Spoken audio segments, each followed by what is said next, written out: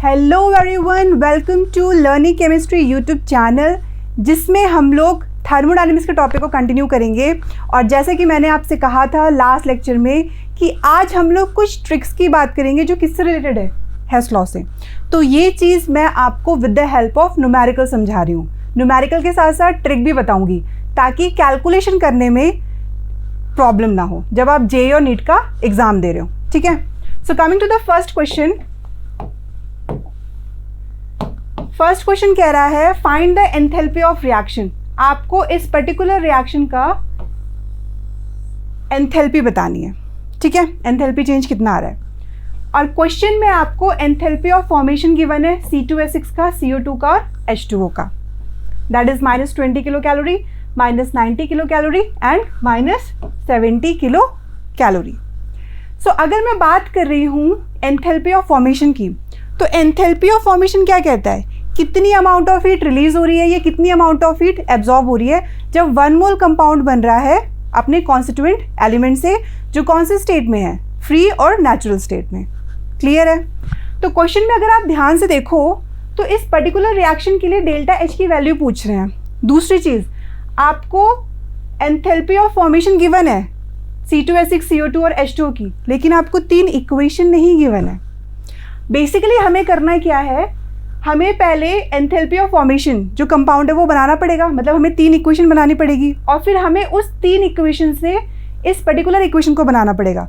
तभी हम लोग क्या फाइंड आउट कर सकते हैं, डेल्टा H इस पर्टिकुलर रिएक्शन के लिए। क्लियर है। तो जैसे कि मैंने आपसे कहा कि एंथैल्पी ऑफ फॉर्मेशन क्या कहता है कि 1 मोल कंपाउंड जब अपने कॉन्स्टिट्यूएंट एलिमेंट से बन रहा हो। तो अगर मैं बात कर रही हूँ C2H6 की, तो C2H6 का जो कॉन्स्टिट्यूएंट एलिमेंट होगा वो क्या होगा, कार्बन और हाइड्रोजन। तो कार्बन प्लस हाइड्रोजन, कार्बन की नेचुरल स्टेट ये होती है और हाइड्रोजन H2 की फॉर्म में एग्जिस्ट करता है। तो ये हमें क्या मिल जाएगा, C2H6। यहाँ पे जो C2H6 बन रहा है ना, जो कंपाउंड बन रहा है वो हमेशा 1 मोल होना चाहिए। ठीक है, तो ये हो जाएगा 2 और ये हो जाएगा 3। इक्वेशन बैलेंस होगी। इसके लिए जो डेल्टा H की वैल्यू है इसको 1 मान लेते हैं and that is -20 kilo calorie. दूसरा है आपका CO2, तो C + O2 गिव CO2। ये भी कैसा बनना चाहिए, 1 मोल। इसको मान लेते हैं डेल्टा H2 और इसकी वैल्यू कितनी गिवन है, -90 किलो कैलोरी। यस और नो। ठीक है। तीसरा है आपका H2O, तो H2 + ½ O2 गिव्स H2O। इसके लिए कितनी वैल्यू गिवन है, -70 किलो कैलोरी। तो ये हो गई आपकी फर्स्ट इक्वेशन, ये हो गई second equation and this is the third equation. तो अगर आप लोग जो आपको रिएक्शन गिवन है, अगर आप इस रिएक्शन को ध्यान से देखो तो हमें इन 3 इक्वेशन के हेल्प से ये इक्वेशन बनानी है।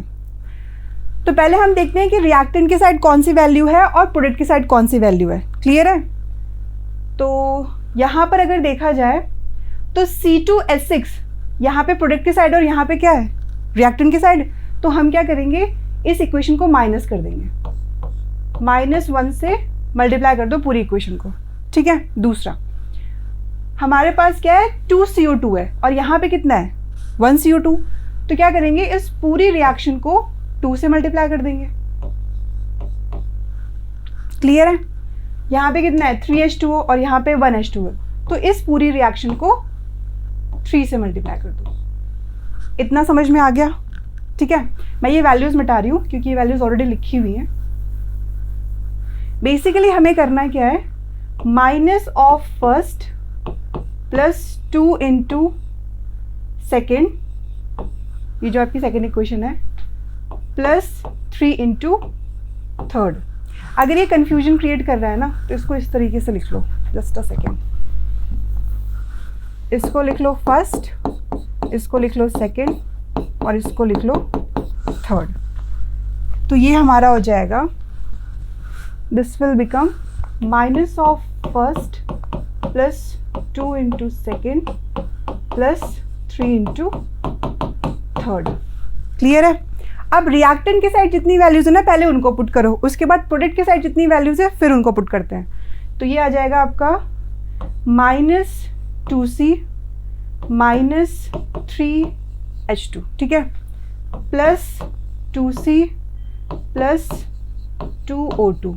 फिर यहाँ पर आओ तो ये हो जाएगा +3H2 एंड +3/2O2। इतना क्लियर है?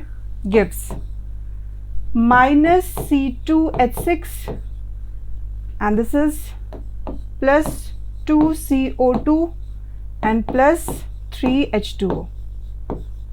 ठीक है, अब देखो कौन कौन से टर्म्स कैंसिल आउट कर रहे हैं। तो -2C +2C, -3H2 +3H2, तो ये कितना हो जाएगा 3/2 +2O2, तो 4 + 3 7/2O2 आ गया, तो ये आ जाएगा 7/2O2। और यहाँ पे -C2H6 आ रहा है, इसको मैं इधर शिफ्ट कर दूंगी तो क्या हो जाएगा पॉजिटिव, तो ये आ जाएगा C2H6 plus gives 2CO2 plus 3H2O। तो जो रिएक्शन यहाँ पे गिवन थी वो रिएक्शन आ गई कि नहीं आ गई? आ गई।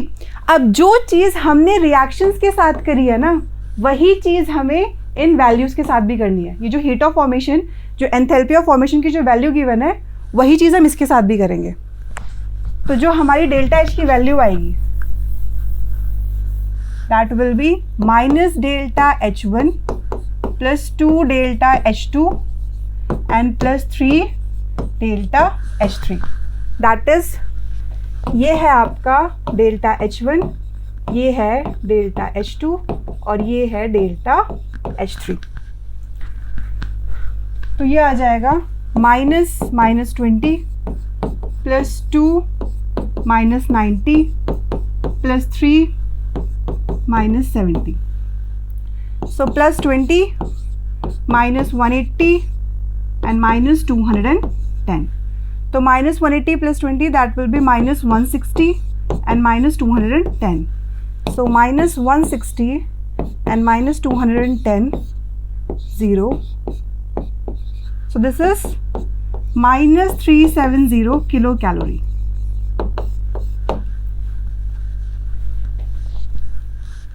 तो ये तो एक प्रॉपर सॉल्यूशन था कि किस तरीके से हेस लॉ के क्वेश्चन सॉल्व होते हैं, बट इसकी एक ट्रिक भी है। देखो क्या,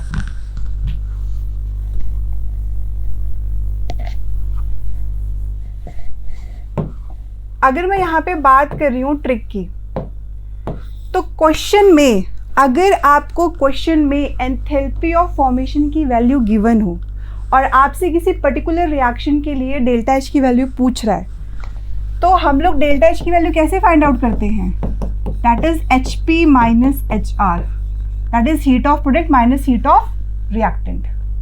याद आया कुछ? और यहाँ पे जो हीट ऑफ प्रोडक्ट है, इसमें हम कौन सी वैल्यू रखते हैं? जो यहाँ पे एंथैल्पी ऑफ फॉर्मेशन की जो वैल्यू होती है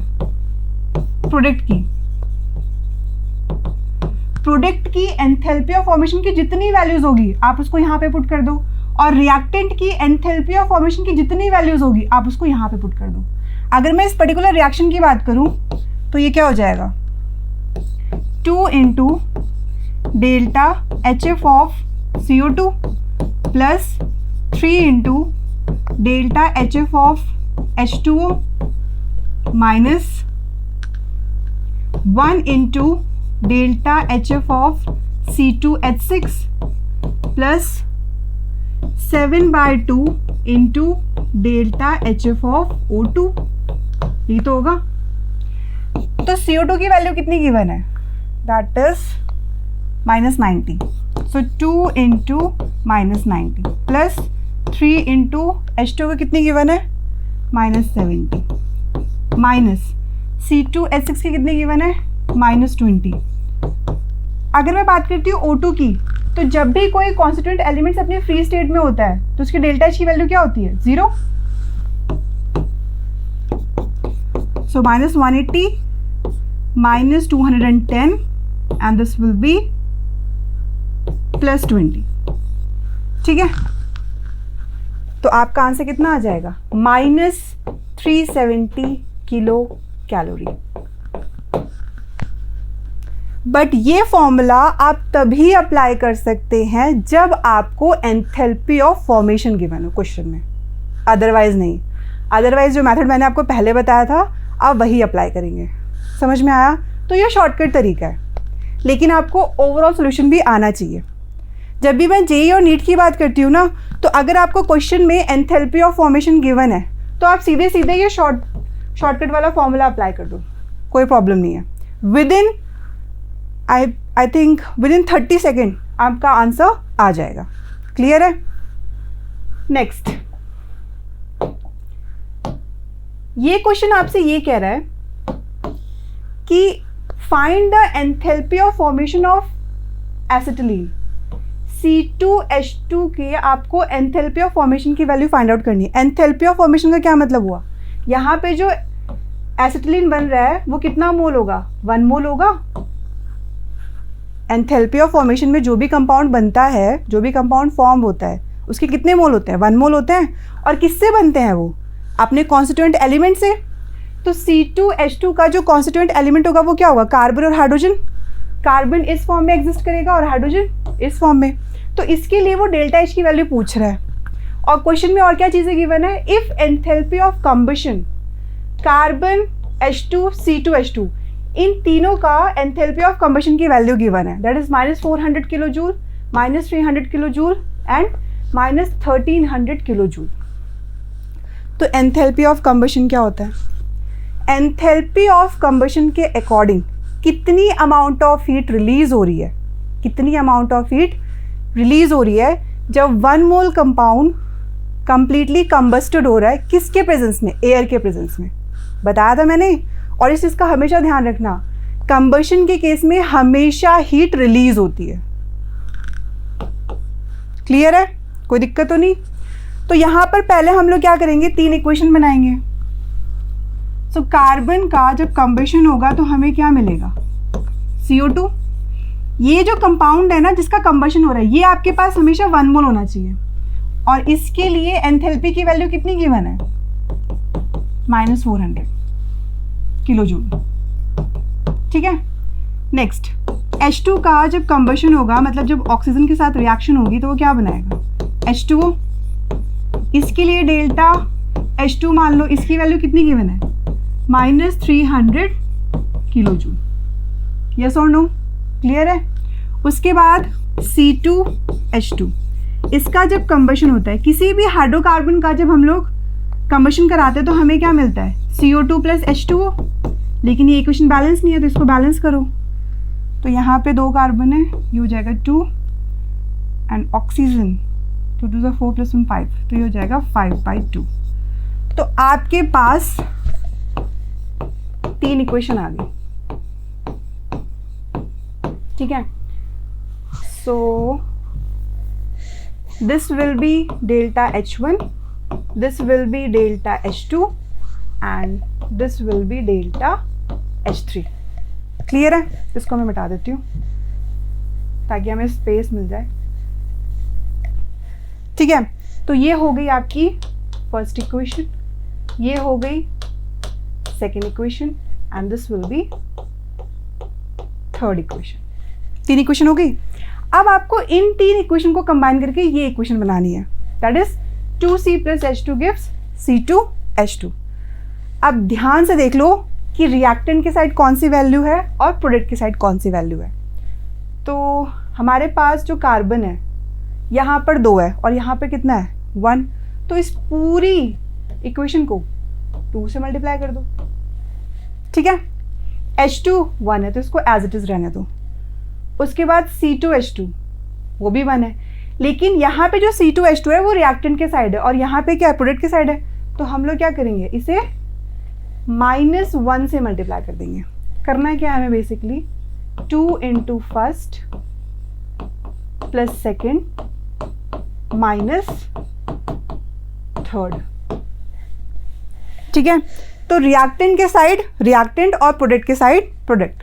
रिएक्टेंट पर आते हैं तो 2C + 2O2, उसके बाद +H2 + ½ O2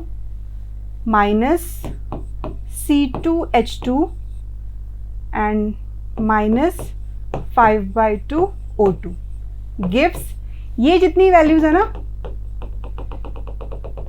ये आपकी रिएक्टेंट की वैल्यूज हैं, ठीक है। अब प्रोडक्ट की बात करते हैं, तो ये हो जाएगा 2CO2 plus H2O minus 2CO2 and minus H2O। Clear है? अब इन वैल्यूज को हटा देती हूँ।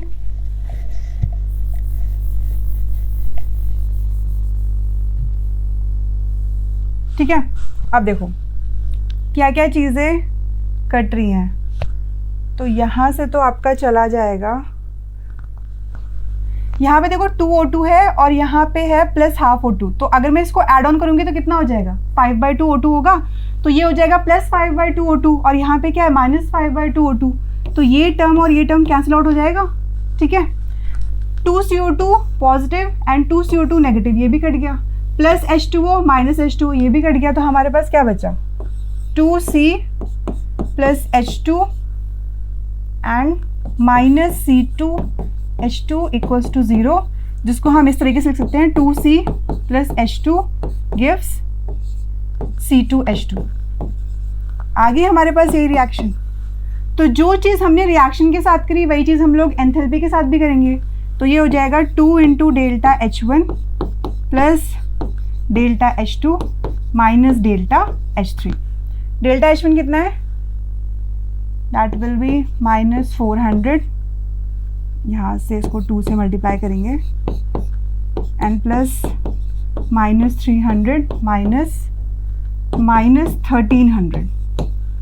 तो ये हो जाएगा माइनस 800 माइनस 300 प्लस 1300।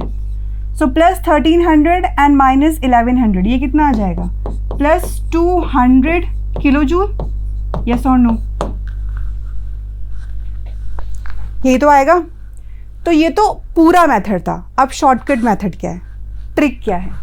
तो ट्रिक ये है कि जब आपको एंथैल्पी ऑफ कंबशन गिवन हो क्वेश्चन में, तो आप लोग सीधे सीधे फॉर्मूला लगाओगे। कौन सा फॉर्मूला? और वो फॉर्मूला है delta H equals to HR minus HP, मतलब heat of reactant minus heat of product. जब एंथैल्पी ऑफ फॉर्मेशन था तो हम लोग लगा रहे थे HP माइनस HR, लेकिन जब क्वेश्चन में एंथैल्पी ऑफ कंबशन गिवन है तब आप लगाओगे HR माइनस HP। क्लियर हुई चीज़ें? वैल्यूज उठा के पुट कर दो। रिएक्टेंट की साइड क्या है हमारा? कार्बन। तो इसकी वैल्यू कितनी आ रही थी? तो हो जाएगा 2 इंटू माइनस 400 प्लस H2, इसकी वैल्यू कितनी आ रही है? माइनस 300। और हमारा प्रोडक्ट क्या है? C2H2, इसकी वैल्यू कितनी दे रखी है? माइनस 1300। तो ये हो जाएगा minus 800 minus 300 and plus 1300, which is comes out to be plus 200 kilo joule. Clear है? कोई doubt? So this is the simplest trick. दोबारा रिपीट कर रही हूँ, अगर क्वेश्चन में एंथैल्पी ऑफ फॉर्मेशन गिवन है तो delta H equals to HP minus HR। लेकिन अगर क्वेश्चन में एंथैल्पी ऑफ कंबशन की वैल्यू गिवन है तो आप लोग क्या करोगे? Delta H equals to HR minus HP। And this is the simplest trick, जिससे आपकी कैलकुलेशन आसान हो सकती है और आपका टाइम भी बच सकता है। समझ में आया? सो this is all about today. अगर आपको इस लेक्चर से रिलेटेड कोई भी डाउट है तो आप कमेंट कर सकते हैं। Till then keep smiling, keep shining and good bye.